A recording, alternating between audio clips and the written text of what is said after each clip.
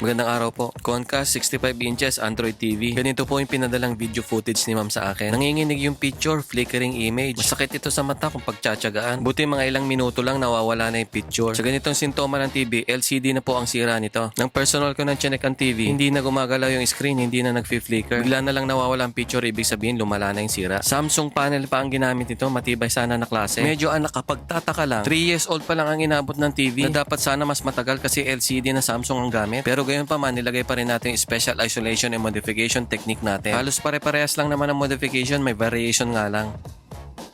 At nang matesting natin ng mga 15 minutes, ayun, napaka-stable niya. Hindi na nag-flicker o nawawala yung picture. Okay na naman. May +1 happy customer na naman tayo ngayon. Karaniwan kasi sa mga ganitong sira ng TV ay yung mga na-overuse o kaya mga napupunasan ng basa. Bawal na bawal po kasing punasan ng basa ang mga LCD ngayon. Pero sa kaso ng TV niyo naman mukhang hindi naman napunasan. Sadya lang nagkaroon ng wear and tear ang TV. At buti na lang naagapan, mas mapapakinabangan pa na matagal ang TV.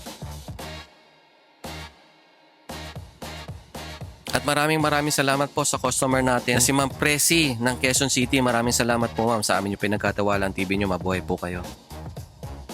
Second repair natin ngayong araw, Samsung 49 inches Smart TV. Ang problema po, walang power, no standby power red light. Nang i-check natin, sira na yung power supply. Kaya kumuha agad tayo ng power supply sa part seller natin. Kaya chinek muna natin maigi kung match na match silang dalawa. Karaniwan naman po kaya agad nasisira ang power supply. Madalas kasi hindi nahuhugod sa outlet. Galiin po sana natin laging hugutin yung saksakan ng TV para mas sumaba ang lifespan ng power supply. Break time pala muna tayo dito, pinakain muna tayo ni sir. At sa final replacement output natin, okay na naman yung TV. Pwede na ulit. Kung may ganito po kayong sira ng TV o kahit ano pang sira ng TV, paki-PM nyo lang po ako sa messenger ko. Nagsiservice po ko around Metro Manila and nearby areas. At maraming salamat kay Sir Raul at Ma'am Maricel ng Quezon City. Maraming salamat po sa amin yung pinagkatiwalaan TV nyo. God bless us all.